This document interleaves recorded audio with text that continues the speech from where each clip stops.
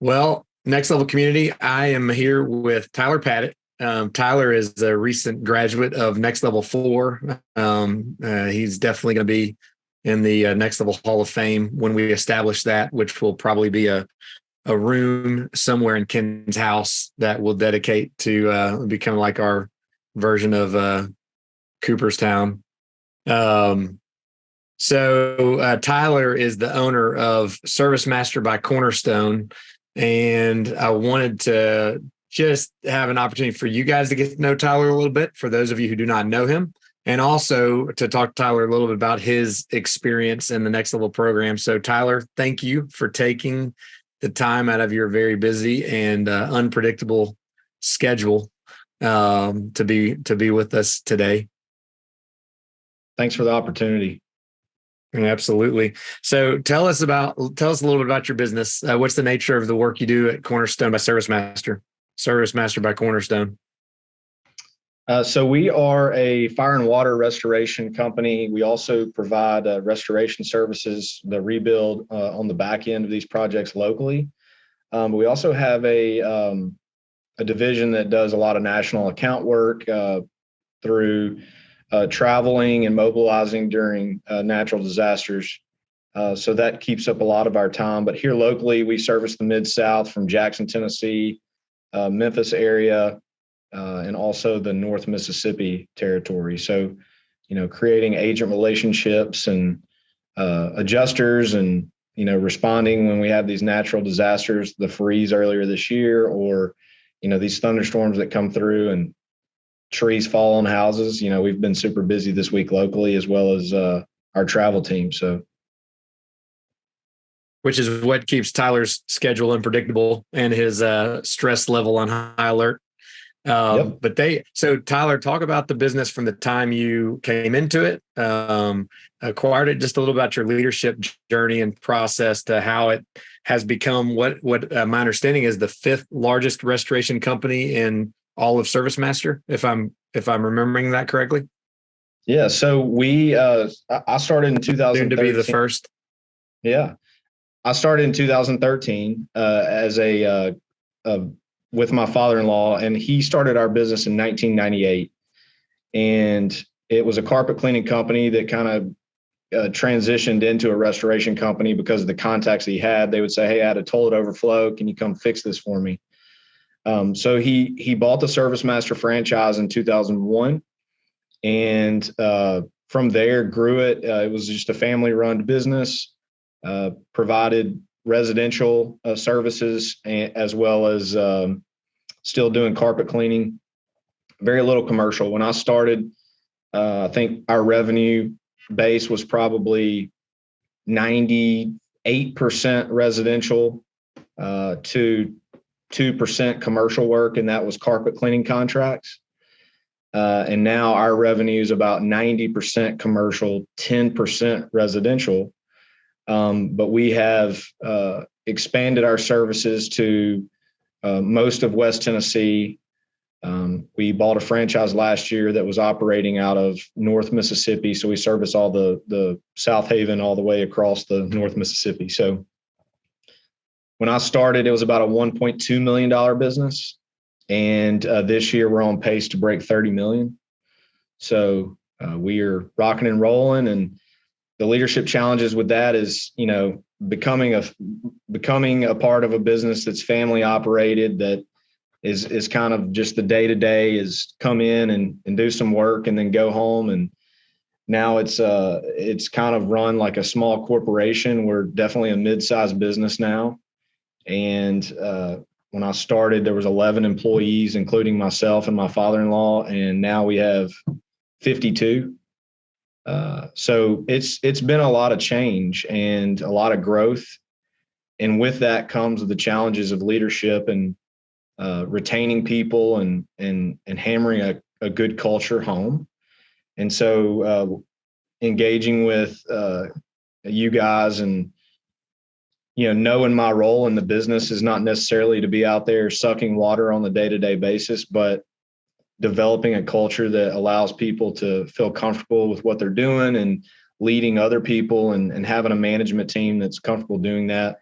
I was yearning for that opportunity to be able to provide that type of, CEO service to my leadership team, because I just had this feeling that I wasn't giving them enough of what they needed. We can figure a job out, but it's the behind the scenes administrative piece of this that you've got to be able to deliver on a consistent basis and have clear expectations, a good level of accountability.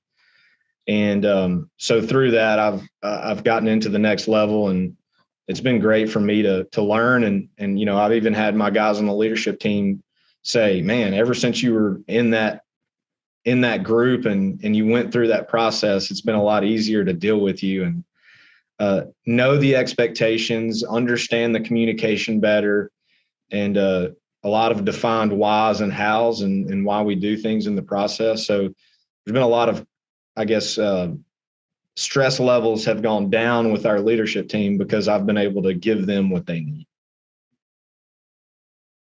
That's amazing. I thank you for saying that. That obviously delights me and delights Ken and I to hear. And I also want to celebrate and kind of go back to what you described from 2013 until today. The business that you took responsibility for and that you're running today are two very different businesses. And that's incredible growth over a short amount of time. So you obviously were doing a lot of things well, and recognizing that the business and you have to go through some type of transformational process, because who you are today and what the organization needs today is different than what it needed then. So maybe talk a little bit about what that transition and transformation has been like for you personally. Like, what have you had to become, in the time that you took over the business to today? What are some of those personal transformational experiences, and then maybe and you touched on this a little bit, what you see the business needing moving forward? Yeah, I think our biggest challenge as a business was understanding how to scale it and when to invest and what to invest in at that time. I tell people all the time, and this is not a knock at my father-in-law at all, but he managed a $1.2 million business. And when he asked me, "Hey man, how can I help you?" And I'm talking to him about challenges I'm going through, he's kind of looking at me like, I never went through those challenges, And so not having that advice or wisdom, every day he sends me a text message, "I'm praying for you." And that's all I need from him. Right. But the business is completely different. And, my biggest challenge is over the years, the business was scaling and when to invest and what to invest in. I feel like we have managed that process very well. And I think that shows just in our ability to respond the way that we do currently. So I'm comfortable with those decisions that we made in the business. Personally, I would say it's managing that family balance for, my family, but also my work family, and being able to, be focused on the things that matter and deliver on what I say I'm going to do. And, in 2023, I have missed Christmas. I have missed Easter. I have now missed, or I'm planning on missing 4th of July because of what we've got going on. And so I'm going to bat 1,000 this year on missed vacation time and missed family time. But it's all important, and I know it's important. But our family has also grown with the business, and they understand what the need is. And so, for the future of the business, we're going to have to continue to put in those responsibilities and those accountability processes. So, me and my leadership team are not so far into the weeds of the business, and being in next level, I've been able to kind of take the things that I've learned and start applying it into the communication and the transparency that I have with our leadership team. And you're starting to kind of see them pull themselves out of the weeds and start thinking about the business overall, and, me defining a vision for them and then us developing that together. We're starting to see that. So, we're transitioning from, we were doubling every year for 5 years in revenue. And then we had this 2-year span through COVID where we did the same amount of revenue every year. And then we're going to add an additional 10 million in 1 year. But this additional 10 million in 1 year is so much more comfortable for me and my leadership team today than the doubling every year in 5 years, because we have that foundation to lean on right now. And so that's where we've been focused. That's why I say I'm comfortable going to bed at night and knowing what we invested in, when and how we did it.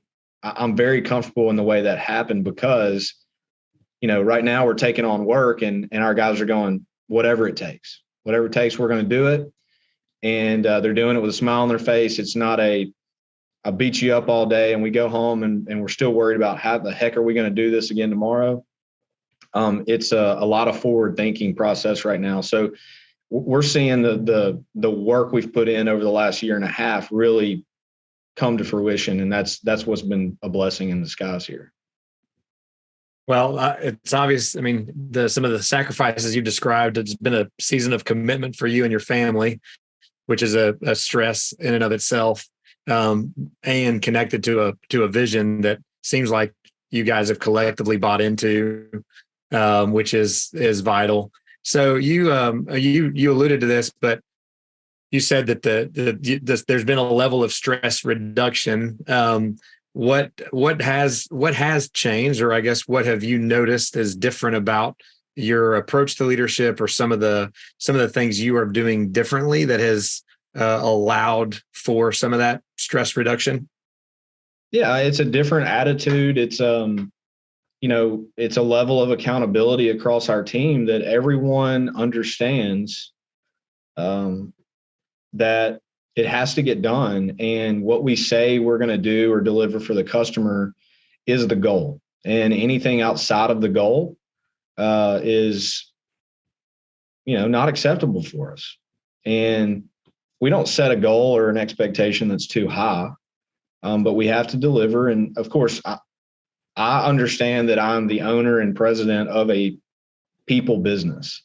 So it's not going to be perfect, right? We are going to mess up stuff, and we know that, and our team knows that. So for our leadership team, we've come together a lot in the last 6 months and really defined what our goals are and what are achievable, and we're seeing them being met. And that brings a lot of, swagger to the step, I guess you could say, is like, hey, we've put the hours in to make this a sustainable business that can continue to grow, and it's scalable. And as long as you have good people around you and you train them and you're focused on them, it will continue to roll downhill. And so, that's where we go to sleep, lay down at night, and don't think twice about where we're going. Mm-hmm. Well, everything you say makes me want to ask you a bunch of other questions. And so for the sake of, you're touching on so many really vital leadership concepts and practices, but but for the sake of time, I'll push past those for the time being. So your business is growing significantly. You're building a leadership team. You're building a culture. You're taking on new project responsibilities. You guys sounds like you're being incredibly creative to solve bigger solutions, bigger problems than you had before. With things going so well, what prompted you to participate in something like Next Level when things were already, ginning pretty well? Like, what prompted you to develop yourself in that way? Well, we had the commitment at a leadership team level to get it done, what needs to get done. But we have to also pull people up underneath us. We have to pull them up and have buy-in there, right? And so, we can control what we can control. But if you have other people in your business that are able to kind of, I know they want more, but they don't know what they want. They come into your office, say, hey, I want a $2 an hour raise. I think I'm doing really good for you. Well, I mean, let's really put some substance to that and understand that. And we were terrible at that. A year and a half ago, 2 years ago, we were terrible. Running a job successfully and delivering is great, but just because it was a $1 million job doesn't mean that Tyler's retiring tomorrow. There's a lot of mouths to feed, and there's a lot of expenses and things that come up. But what we want is a level of ownership all the way down to the technician. And we want guys to walk into a customer's home here in Memphis or South Haven or Jackson, Tennessee, and have the confidence to service them the way they want to be serviced. And we respond at the worst time of people's life. Your house is flooding from the second floor. Your kitchen's got water all over it. You've got custom cabinets and hardwood floors throughout your home. You've got thousands and thousands of dollars worth of contents and furniture and everything in between, and you just had a house fire. But we want our technicians to be able to walk in and have that experience. And so we were terrible at elevating our guys and getting them to understand the why and the how we do things in our business. Our leadership team knew Yep. Our leadership team knew it, but we never focused on below that. And so in Next Level, I've been able to take practices and different things throughout the whole year and apply them at a leadership level. But also it gets the leadership team thinking, oh, well, I can just do this same thing with the managers below me. And then next thing you know, those managers have a purpose. And then when we're speaking with our technicians, I had a technician walk up to me the other day and was like, hey, our business is growing and expanding. I really got to know what I can do to get more. And he's like, I'm not saying I need more money. I'm saying I want to grow with the business. And when you start taking the focus off of a transactional paycheck every 2 weeks to how can I do more and bring more value to the business, it changes the game. Now we can, now you can go win the Super Bowl every year. And so we want to try to be that franchise that is above and beyond in everything we do. Yeah, I love what you're describing, because what we try to install in the Next Level experience is a leadership framework that's reproducible. Because for most of us in the leadership level, and you're a great case study for this, the business that you're leading now is not the one that you took over. The needs that it has now are not the same as the ones that you started with. And so most of us were learning on the job, and you weren't handed a model of leadership. You were intuitively, and your intuition is good. You've got good intuition, obviously, but that's really hard to scale. That's really hard to teach. That's really hard to transfer. And so part of the process of installing a leadership framework that suits all sorts of different leadership styles. It's not a leadership style, but it's a framework that fits all styles, that allows you to model something that other people can replicate. So I love your description of kind of how that is naturally fleshing itself out with intentionality. So kudos to you. And I know you actually have sent other members of your leadership team into Next Level as well. What compelled you to do that?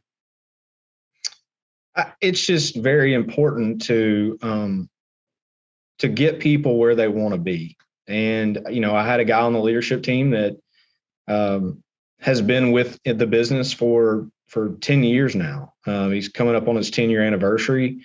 And, there's a lot of loyalty in 10-year employees. And, not many businesses can say they have that, especially in small business, mid-sized businesses. I mean, it's hard to progress employees to where they want to be in a business that we may be handcuffed for 5 years at a certain revenue level, and he's at the top of his game, and but there's something more. And in our business, I recognize in my business that I want to continue to grow. And not because I want more money or I want whatever, but I want Cornerstone to go and be a light in this world and shine bright. And like I said, be the leader in the ServiceMaster franchise network. And to do that, you have to constantly always be sharpening your tools to go out and do better. And so, he's going to go through the process with Next Level, or currently is. And then he's going to take, kind of the things that I've had conversation with him about. He can take those and really get good at, pushing that down to the people below him. And he in our business, he's got more people reporting to him than any of the other managers. So in recognizing that, he's got more people reporting to him, he needs to stop being, an elevated project manager and be a leader in his department.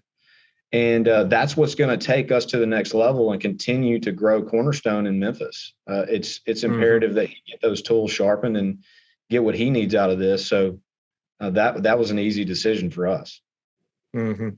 Yeah, I part of our vision as you're describing that, which is so consistent with what we're hoping for, is that Next Level becomes a leadership development pipeline for mid-market companies. Because everybody, mid-market companies like yours, are all hands on deck at all times. And yours in particular is unique because there is an emergency element to what you're doing. So taking the time to focus and dedicate time, attention, and energy toward the development of leaders is a pretty big, it requires a tremendous amount of commitment and prioritization, because that we don't gravitate toward that naturally. So again, just this is, kind of a compliment to you, prioritizing that to yourself, and then additionally prioritizing that for other people, because the gravitational pull of operations, as we call it, is a very strong force. It's kind of like a black hole that has to have the speed of light to escape from it. Like that gravitational pull of operations, if you succumb to that, it doesn't leave a lot of room to develop people. So our hope is Next Level is able to come alongside of our clients like you to be a resource to develop some commonality and move from management to leadership for those critical people. Yeah, it's also go ahead. It's also important to recognize that, like, I'm brand new at running a $20+ million business. Right. And so when he has needs from me and I don't know and I can't give back, then I can utilize, your knowledge, Ken's knowledge on how to deal with the emotional piece of this, but also the business application to it, to where he can grow to a point where he's now, I'm supporting him and he's supporting me, as opposed to him always coming to me looking for that next need to be met when I don't have anything to give you because I don't know myself, and so there's just a level of utilizing this to the next level, no pun intended, utilizing this program to really get us to where we need to be to continue to grow this business. Yeah, thanks. It's again, this is encouraging to hear. So for somebody who has never heard of Next Level Leadership, they're in leadership themselves or owning their business, can you just describe your experience, a little bit of what that overall, experience was like for you and what it entailed? Yeah, so putting a lot of different people that do a lot of different things in their business. Like I was an owner of my business. We had VPs in our class. We had, director level people that were in charge of huge firms. But they have a mid-level section of their business that they're in charge of. And all those perspectives given every class was so valuable to me. Because I was able to look at it and go, well, if I have an employee that is thinking like this person or this person over here, and I'm sitting here encouraging them, this person, then why would I not go do that for my own employee? Right. And then you have those conversations with your leadership team and you're like, high operating individuals have very different emotional and business needs. And if you can get into the weeds and understand what they are, then, I mean, that is incredible to be able to do with your team. And so being able to take all those applications, all those conversations that I had with people in the class, and hearing how to apply those with our own group was very valuable. Learning things like, I graduated with a business degree from the University of Tennessee, but I'm not, I'm not looking at the stock market. I'm looking at weather.com, AccuWeather, and the Weather Channel, And so being able to look at the whole economy and take those financial tools that you guys give us and apply those back into our business, it's been able to kind of shape how we make some of our business decisions. And, while it may be a slow season of hurricanes this year, going into next year, looking at the economy and what the construction industry is going to do, we can pivot and kind of make business decisions based on what we want to accomplish. So, it's just it's a whole toolkit. And, one day you may need a chainsaw, one day you may just need a screwdriver, but at least it's there. And with Next Level, that's what I got. I know that I can go to specific person to ask for this, or and ask you for an emotional question on how to deal with an employee, or get with Ken and say, hey, Ken, how do you go from 30 to 60 million and do it in a world where the economy is exploding around you in all kinds of different ways. And that's what Next Level gives you. It gives you an endless toolkit to pull from. Well said, well described, consistent with our vision and hope for. You touched on, without saying this specifically, but what we describe in the book and teach to the program is the framework of the journey in and the journey out. So the journey out being the tools that are essential to operate a sustainable, scalable business, profitable business. The journey in being the integration of the humanity, basically the leader itself, the one operating those tools. Maybe touch on some of the interplay between the journey in for you personally and the journey out, and maybe elaborate on kind of those experiences of seeing and knowing yourself, and also the execution aspect of leading your business, and maybe what role Next Level played in that, if any. Yeah, I mean, before the class, it was very. I mean, when you're the owner and the operator and you're in the heat of the moment, I've never been one to say something that I was like, oh man, I wish I didn't say that. But you can get emotional about it. It will stress you out. It will come between you and your family. It will, destroy family time.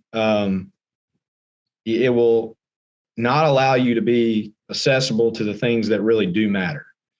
And that's what owning a business is. And juggling that and understanding that it's okay to put this down. It's okay to communicate, hey, I'm not dealing with this right now. I will get you the answer, but it's not happening right now.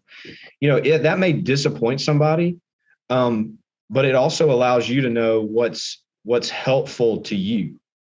And there's a little bit of selfishness about that, but at the same time, how is Tyler going to be the best Tyler for his team if he doesn't put Tyler first in looking inside of what he needs to do, right? And then from an outside perspective, is continuing to give what you need to give every day to the business and what it needs for you, so it can continue to grow.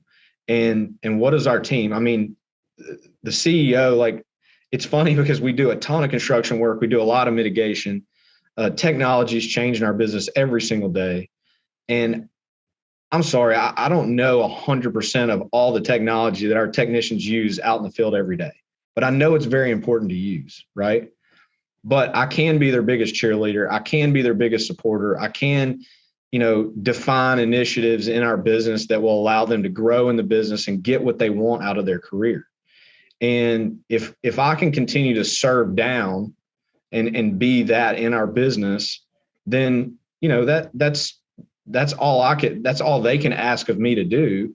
And then I would deliver it for them. Right. So there's a lot of connectivity in that. How do I do that? Well, I got to focus on me inside first, and then I can deliver out. Right. So just that, it's cyclical. It's very, every day a journey that you have to go on of what you have to complete and do. So it's a very interesting process. And I never even thought about it that way. But it taught me a lot about what I needed to know and what I could be for our people in our business. Yeah. Again, well said. The hope is that we talk about seeing and knowing yourself first so that you can connect and relate to others and then lead and grow your business. And it's been a real joy, watching you from a, little bit more close proximity. And I know you've done a lot of work with Ken, and hearing some of that and the progress and process over the last couple of years as your leadership capacity continues to increase. What we want to be able to do is to apply these Fortune 500 resources and tools into the mid-market leaders' hands. And you used an expression earlier that I'll probably borrow, but you said your company needed CEO level service. Like you needed to serve them as a CEO, no longer as a hands-on operations guy, as it were. So the ability to recognize that, and then, build yourself and equip yourself with the right tools and heart set and mindset. That's an ongoing process. So just watching that and hearing you kind of process that here and then in times past is really fun. I could do this conversationally for a long time, but for last question, I would just pose and love to hear your take on, for anyone who is thinking about investing in themselves to develop themselves as a leader.